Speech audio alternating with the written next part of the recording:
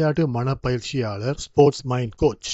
நான் உரிமை பெற்ற கிளினிக்கல் சைக்காலஜிஸ்டோ, ஸ்போர்ட்ஸ் சைக்காலஜிஸ்டோ, சிகிச்சையாளரோ அல்லது மருத்துவ நிபுணரோ அல்ல. இந்த சேனலில் உள்ள உள்ளடக்கங்கள் தகவல், கல்வி மற்றும் ஊக்கமளிக்கும் நோக்கங்களுக்காக மட்டுமே ஆகும். வணக்கம் சாம்பியன்ஸ், உங்களை நம்மளுடைய சேனல் ஸ்போர்ட்ஸ் சைக்காலஜி இன் தமிழுக்கு மீண்டும் வரவேற்பதில் பெருமகிழ்ச்சி அடைகிறேன்.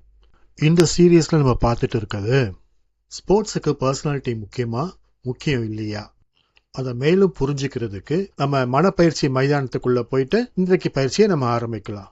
இந்த 3வது வீடியோல 5 வயதிலிருந்து 12 வயசு வரைக்கும் ஒரு முக்கியமான ஸ்டேஜை பத்தி பேச போறோம். இந்த வயசுல தான் ஒரு குழந்தையோட தனித்தன்மையும் அவங்களுடைய பெர்ஃபார்மன்ஸ், அதாவது திறமையும் சேர்ந்து உருவாகும். இதை பத்தி இன்னும் நல்லா தெளிவா புரிஞ்சுக்கணும்னா நம்ம எரிக் எரிக்சன் என்ற பிரபலமான சைக்காலஜிஸ்ட் என்ன சொல்லியிருக்காரு, அவருடைய தியரி என்ன அப்படின்றத நம்ம புரிஞ்சுக்கணும். எரிக் எரிக்சன் அவர் தான் முதல்ல ஐடென்டிட்டி கிரைசிஸ் என்ற வார்த்தையையும் இந்த உலகத்துக்கு அறிமுகப்படுத்தினார். அவருடைய தியரி என்ன சொல்லுதுன்னா, ஒவ்வொருவரும் வாழ்க்கையில 8 பர்சனாலிட்டி ஸ்டேஜஸ் கடந்து வராங்க. ஒவ்வொரு ஸ்டேஜ்லயும் ஒரு சின்ன சவால் வருமா, அதை தாண்டி செல்லும் போதுதான் நமக்கு திறமை, நம்பிக்கை, குறிக்கோள் மாதிரியான குணங்கள் உருவாகுதான். இப்போ நம்ம எரிக் எரிக்சன் தியரியிலிருந்து அவர் சொன்ன 4வது ஸ்டேஜ் எடுக்க போறோம்.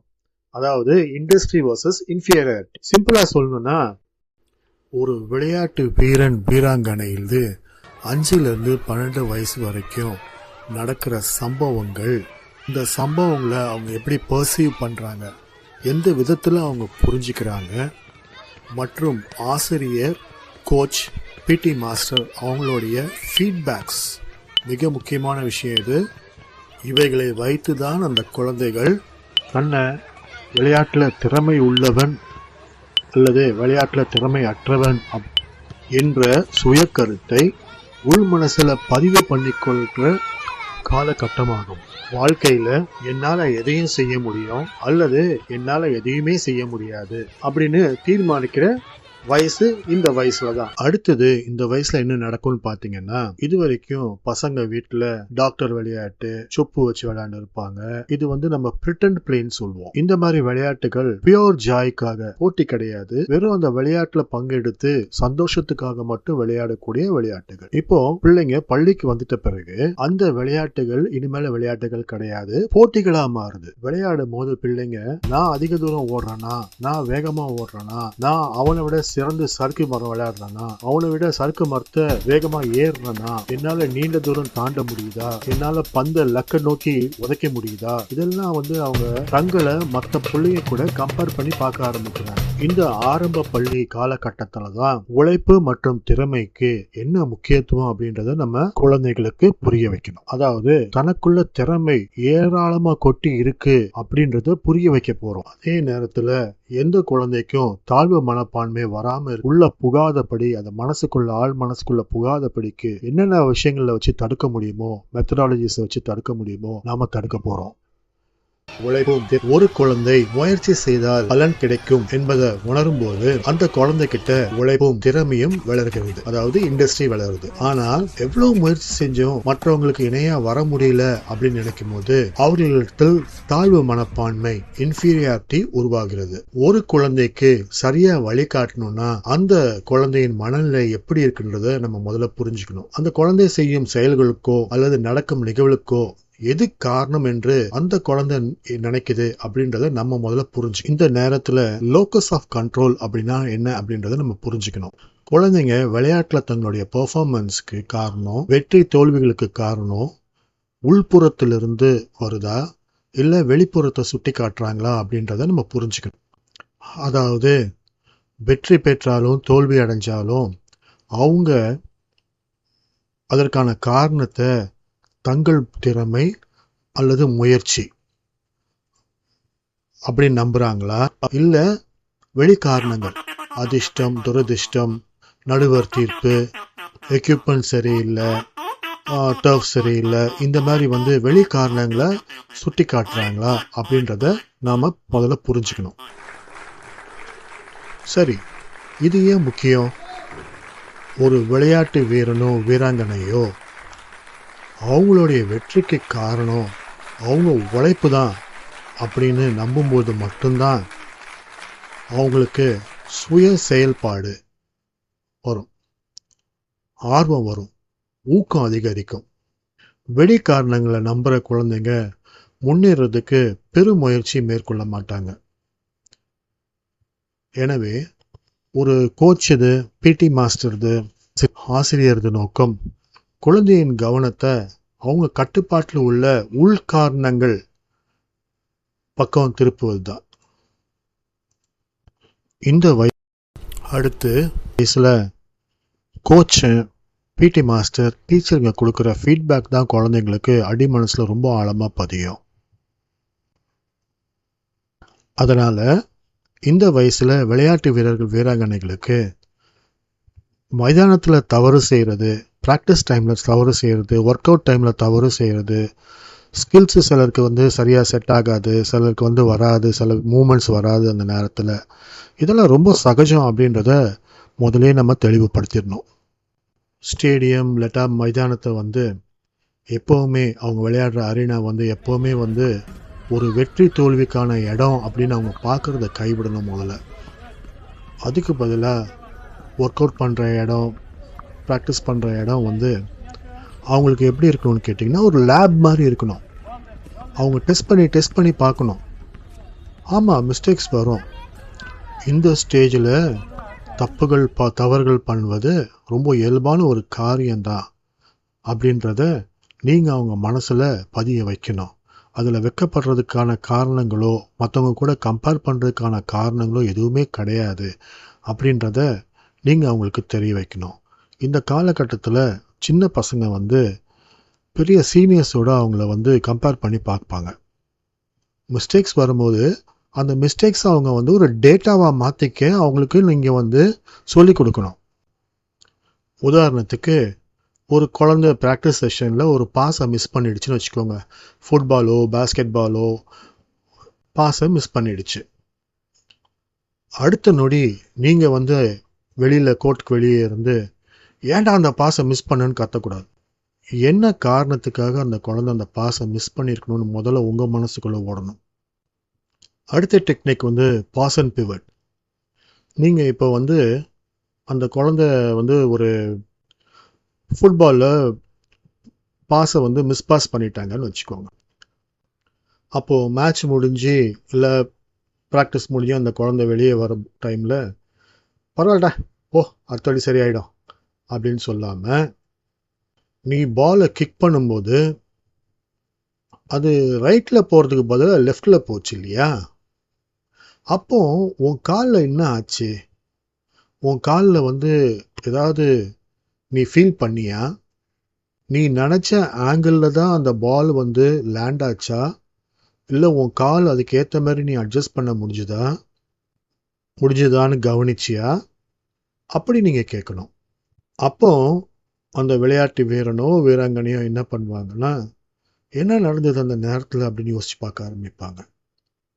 யோசிச்சு பார்க்க ஆரம்பிச்சுட்டு, ஓகே, இது நம்ம எக்ஸ்பெக்ட் பண்ணது, இது நம்மளுக்கு நடந்தது அப்படின்னு அவங்க ஒரு முடிவுக்கு உங்ககிட்ட அதை ஷேர் பண்ணுவாங்க. ஷேர் பண்ணும்போது எது சரியோ, எந்த டெக்னிக் சரியோ அதை நீங்கள் கரெக்டாக சொல்லி கொடுத்து திருப்பி ஒரு வாட்டி டெமான்ஸ்ட்ரேட் பண்ணி அவங்கள அதே பாஸ் சூழ்நிலையை உருவாக்கி திருத்தத்தை அந்த விளையாட்டு வீரரோ வீராங்கனையோ சரியாக புரிஞ்சுக்கிட்டாங்க, சரியாக எக்ஸிக்யூட் பண்ண தெரிஞ்சுக்கிட்டாங்க அப்படின்றத ஊர்ஜிதப்படுத்திக்கணும். இப்படி தான் அவங்களுக்கு டேட்டாவை எப்படி எக்ஸ்ட்ராக்ட் பண்ணணும்னு நம்ம சொல்லிக் கொடுக்கணும். அந்த டேட்டா அப்படி எக்ஸ்ட்ராக்ட் பண்ண சொல்லிக் கொடுக்கும்போது பிற்காலத்தில் அவங்களே டேட்டாவை தாங்களாகவே எக்ஸ்ட்ராக்ட் பண்ணி அதை பர்ஃபெக்ட் பண்ண ட்ரை பண்ணுவாங்க. விளையாட்டு வீரர்கள் வீராங்கனை செய்கிற ஒவ்வொரு போட்டியின் போது செய்கிற தவறுகள், ஒர்க் அவுட்டில் செய்கிற தப்புகளில் ஒவ்வொரு பாடம் ஒளிஞ்சிருக்கும். அந்த பாடங்களை எப்படி தாங்களே கண்டறிவது அப்படின்றத நீங்கள் விளையாட்டு வீரர்கள் வீராங்கனைக்கு சொல்லித்தரணும். அடுத்த முக்கியமான விஷயம், இப்படி ஸ்கில் செட் அவங்க பெர்ஃபார்ம் பண்ணும்போது, மிஸ்டேக்ஸ் பண்ணும்போது எமோஷ்னல் ஆகிடுவாங்க. நிறைய நேரத்தில் வந்து அந்த ஸ்டெப்பு அவங்களுக்கு சரியாக வர வரைக்கும் திரும்ப திரும்ப நம்ம செய்ய சொல்லும் பொழுது அவங்க இயலாமைய உணர்ச்சியாக வெளிப்படுத்துவாங்க. அவங்களுக்குள்ள ஒரு வெறுப்பு வர ஆரம்பிக்கும். கோவப்படுவாங்க, ஃப்ரஸ்ட்ரேட் ஆவாங்க, பொருட்களை தூக்கி போடுவாங்க, முகத்தில் எரிச்சலை காமிப்பாங்க, எல்லாம் பண்ணுவாங்க. அந்த மாதிரி நேரத்தில் நீங்கள் என்ன பண்ணணும்னா, அவங்களுக்கு என்ன சொல்லிக் கொடுக்கணும்னா, மெயினாக எமோஷன்ஸை, உணர்ச்சிகளுக்கும் நீங்கள் போடுற இந்த முயற்சிக்கும், இந்த ஸ்கில்லை டெவலப் பண்ணுறதுக்கு நீங்கள் போடுற முயற்சிக்கும் சம்மந்தமே இல்லை. நீ எவ்வளோதான் உணர்ச்சி வசப்பட்டாலும் நீ அடிக்க வேண்டிய அந்த டைரக்ஷனில் அடித்தாதான் பால் அடுத்த கோட்டுக்கு போகும். அந்த அளவுக்கு ஃபோர்ஸ் யூஸ் பண்ணால் தான் போகும். அந்த டெக்னிக்கை நீ யூஸ் பண்ண தான் போகும். அதை விட்டுட்டு கோவப்படுறதோ இல்லாட்டா உன் மேலே வெறுப்பு கொள்றதுனாலையோ அது இம்ப்ரூவ் ஆக போகிறது கிடையாது. அப்படின்றத இந்த பருவத்திலேயே நல்லா சொல்லி கொடுத்துடணும். அப்போ தான் பின்னாடி வந்து அவங்க வந்து விளையாட்டில் வந்து உணர்ச்சியை தவிர்த்து டெக்னிக் மேலேயும் ஸ்கில்ஸ் மேலேயும் ஸ்ட்ராட்டஜிஸ் மேலேயும் அவங்க முழு கவனத்தை செலுத்த ஆரம்பிப்பாங்க.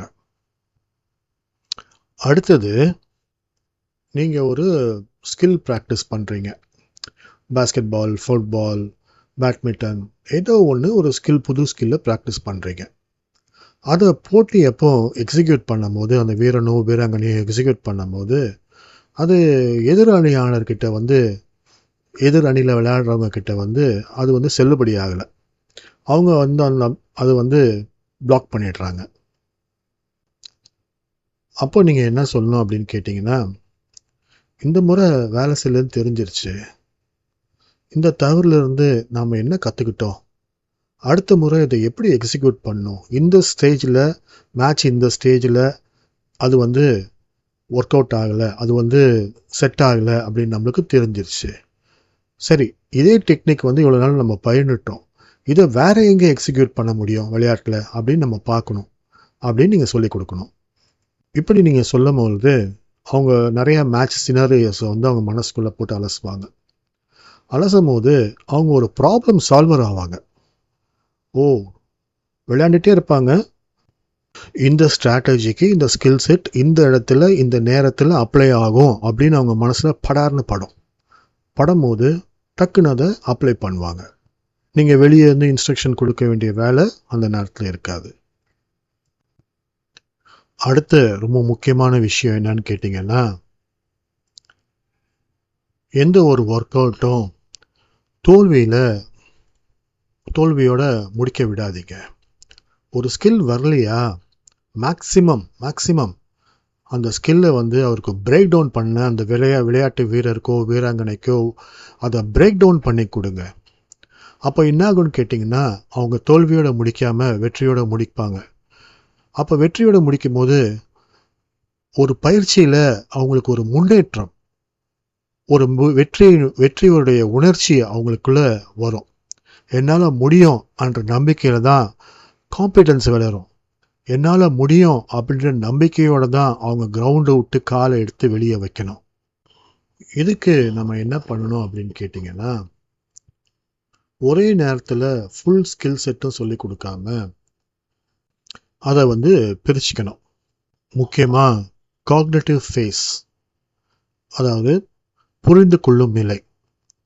நீங்கள் வந்து விளையாட்டு வீராங்கனைக்கு ஒரு ஸ்கில்லை சொல்லி கொடுக்கும்போது அவங்க புரிஞ்சுக்கிற நிலை தான் வந்து காக்னிட்டிவ் ஃபேஸ்.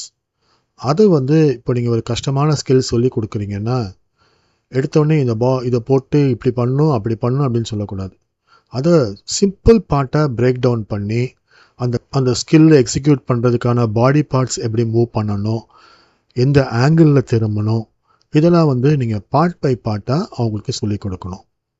சொல்லி கொடுத்துட்டு அதோடு அன்றைக்கி நிறுத்திடலாம். அடுத்த நாள் நீங்கள் வந்து ஸ்கில் அந்த படித்தாங்க இல்லையா, அதுக்கு முந்தின நாள் படித்தாங்க இல்லையா, அதை வந்து எக்ஸிக்யூட் பண்ண அவங்களுக்கு உதவி செய்யணும். இந்த ஃபேஸை வந்து அசோசியேட்டிவ் ஃபேஸ்ன்னு சொல்லுவாங்க, பயிற்சி நிலை. இந்த நேரத்துலையும் வந்து அவங்க நிறையா மிஸ்டேக்ஸ் பண்ணுவாங்க. அவங்க கண் எப்போ பார்த்தாலும் அந்த எந்த மூமெண்ட் பண்ணுறாங்களோ அந்த மூமெண்ட் மேலே தான் ஃபோக்கஸ் ஆகிருக்கும். ஸோ இந்த நேரத்தில் வந்து அவங்க பண்ணுற மிஸ்டேக்ஸே அவங்களுக்கு வந்து ஒரு டேட்டாவாக மாறணும். அதை நீங்கள் தான் வந்து சொல்லி கொடுத்துட்டே வரணும். இது அவங்க அந்த டேட்டாவை வச்சுக்கிட்டு அவங்கள கரெக்ட் பண்ணி தன் முயற்சினால் திரும்ப திரும்ப சரி பண்ணி திரும்ப திரும்ப நான் கவனித்தேன், இதை இப்படி கூட செய்யலாம் இல்லையா அப்படின்னு நீங்கள் கேட்கலாம். தப்பாக பண்ணி திரும்ப சரி பண்ணி வரும்பொழுது அவங்க முயற்சி பலன் அளிக்கிறத அவங்க பார்ப்பாங்க. இப்படி தினம் தினம் வந்து ஒரு வெற்றியோடு தான் வந்து அவங்க ஒர்க் அவுட் அவங்க முடிக்க கற்றுக்கணும். அப்போ தான் அவங்க தன்னம்பிக்கை வந்து நாளுக்கு நாள் வளர்ச்சி அடைஞ்சிக்கிட்டே போகும். அதுக்கப்புறம் அவங்க வந்து மிஸ்டேக்ஸை வந்து டேட்டாவாக தான் பார்ப்பாங்க. கடைசியாக ஒவ்வொரு பயிற்சி முடிவிலையும் ஒவ்வொரு விளையாட்டு வீரர்களும் எவ்வளவு முயற்சி, எஃபர்ட், ஒர்க் எவ்வளோ போட்டிருக்காங்க அப்படின்றத அவங்க வாயாலே அவங்கள நம்ம சொல்ல வைக்கணும். உதாரணத்துக்கு, இன்னைக்கு ஒர்க் அவுட் உனக்கு எவ்வளோ பிடிச்சிருக்கு, 1லேருந்து 10 வரைக்கும் ஒரு ரேட்டிங் கொடுக்க முடியுமா? அடுத்தது, இன்னைக்கு நீ ப்ராக்டிஸ் பண்ண ஸ்கில்லு ஒரு 10 நாளைக்கு முன்னாடி பண்ண இன்னொரு ஸ்கில்லோட கனெக்ட் ஆகிருக்கிறத கவனிச்சியா? அந்த ஸ்கில்லுக்கு நீ போட்ட முயற்சி எவ்வளோ முயற்சி போட்ட, அந்த முயற்சி பண்ணனால தான் இந்த ஸ்கில் இவ்வளோ ஈஸியாக வந்தது அப்படின்றத நீ புரிஞ்சுக்கிட்டியா? அடுத்தது, இன்னைக்கு உனக்கு சவாலாக இருந்த விஷயம் என்ன?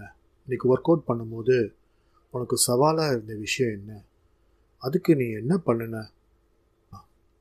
அந்த சவாலை திருப்பி நாளைக்கு ப்ராக்டிஸ் பண்ணலாமா? இன்னைக்கு பண்ணதே உனக்கு மனசுக்கு சந்தோஷம் கொடுக்குதா? அடுத்தது, இன்னைக்கு பண்ண ஒர்க் அவுட்டில் இன்னும் கொஞ்சம் எஃபர்ட் போட்டிருக்கலாம் அப்படின்னு உனக்கு தோணுதா? இப்படிப்பட்ட கேள்விகளை கேட்டு அவங்களுடைய உழைப்பு அவங்க எவ்வளோ போட்டிருக்காங்க அப்படின்னு நம்ம அவங்கள உணர்த்தணும்.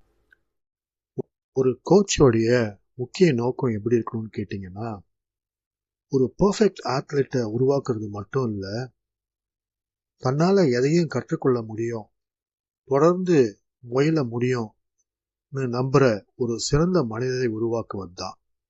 இதை மனசில் வச்சுட்டு நீங்கள் கோச் பண்ணும் பொழுது விளையாட்டு மைதானமே வாழ்க்கையை கற்றுத்தரும் ஒரு வகுப்பறையாக விளையாட்டு வீராங்கனைக்கு மாறும். முயற்சி தன் கையில் அப்படின்னு விளையாட்டு வீராங்கனை நம்பும் பொழுது அவங்க எதிர்காலமும் அவங்க கையில் வந்துடும். நாம சிறந்த விளையாட்டு வீராங்கனை மட்டும் உருவாக்கல, எதையும் தாங்கும் இதயம் கொண்ட மனிதர்களை நம்ம உருவாக்கி இருக்கிறோம் அப்படின்ற மன திருப்தி உங்களுக்கு பின்னாடி வந்து சேரும். ஒரு விளையாட்டு வீரன் வாழ்க்கையிலையோ அல்லது ஒரு மனிதனின் வாழ்க்கையிலையோ உண்மையான பெரிய வெற்றி என்ன தெரியுமா? எப்போ தெரியுமா? என்னால் முடியும்னு அவன் நினைக்க ஆரம்பிக்கிறான் பார்த்தீங்களா? மனசுக்குள்ள நினைக்க ஆரம்பிக்கிறாங்க பார்த்தீங்களா? அப்போதான் இண்டஸ்ட்ரி வளர்ந்தால் இன்ஃபீரியாரிட்டி சத்தம் இல்லாமல் ஓடிவிடும். சாம்பியன்ஸ், நாளைக்கு கோச்சு, ட்ரெயினர், பிசிக்கல் எஜுகேட்டர் இந்த மாதிரிலாம் நீங்கள் தானே ஆக போறீங்க. இந்த வீடியோவை ஒரு வாட்டிக்கு 2